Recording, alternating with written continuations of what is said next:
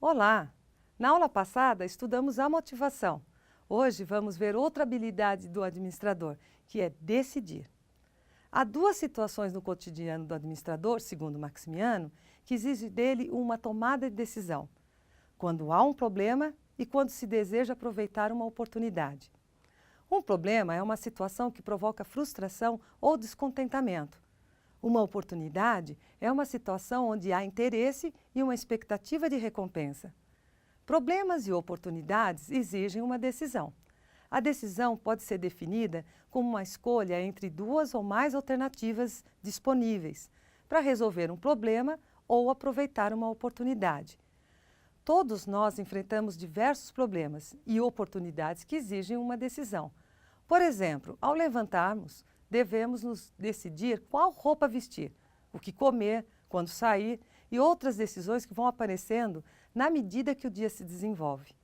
Algumas se referem a problemas como: levo guarda-chuva, visto roupa leve? E outras a oportunidades: vou ao cinema ou fico em casa? Mudo de emprego ou permaneço no mesmo? Assim como as decisões do nosso dia a dia afetam nossas vidas, para melhor ou para pior, as decisões dos gerentes afetam a organização diariamente. Algumas decisões afetam muitas pessoas da organização, custam muito dinheiro para serem executadas, têm um efeito no longo prazo e na sobrevivência da organização. Essas são as decisões estratégicas. E outras que afetam algumas pessoas, custam bem menos, têm efeito no curto prazo e têm um caráter rotineiro. São as decisões operacionais.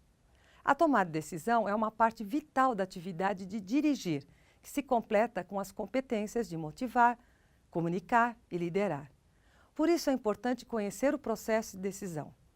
O primeiro passo nesse processo é identificar o problema. Este é um momento que exige do gerente uma análise da situação, para não confundir sintoma com problema.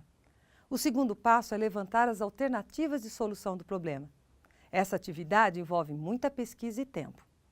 O terceiro passo é escolher a melhor alternativa, ou seja, aquela que reúne maiores benefícios por menores custos.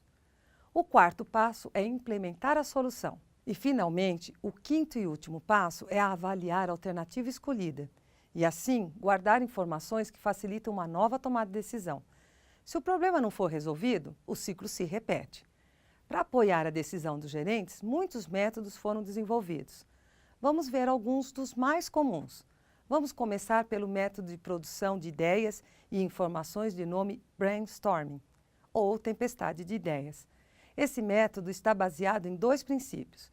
Nenhuma ideia pode ser criticada e quanto mais ideias, melhor será.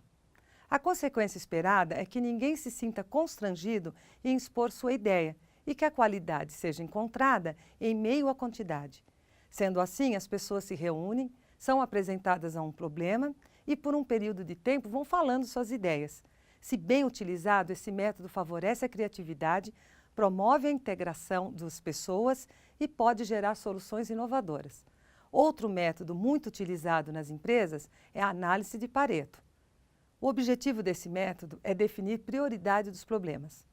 Parte da suposição que dentro de um grupo de problemas, os mais importantes, segundo algum critério de importância, normalmente representam uma pequena parcela do total. Ou seja, as causas mais importantes são poucas, mas os efeitos são maiores.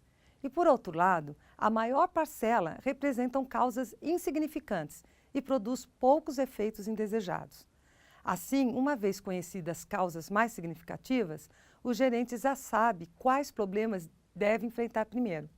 Outro conhecido método para tomada de decisão, muito utilizado, é o diagrama de Chikawa.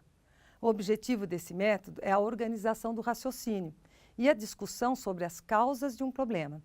A ideia é colocar o efeito ou sintoma e perguntar quais são as causas. Em manufatura, as causas podem ter 4 origens: no método, no material, na mão de obra ou na máquina. Por isso, alguns chamam esse método de diagrama 4Ms. O grupo discute até chegar à raiz do problema. Como o desenho fica parecendo uma espinha de peixe, outros chamam esse método ainda de método de espinha de peixe. Acho que você já percebeu que os métodos utilizados para tomar decisão, envolve principalmente a identificação do problema. Isso porque decidir é um processo que se inicia com a definição correta do problema. Não se esqueçam disso. E até a nossa próxima aula, quando estudaremos o processo de comunicação.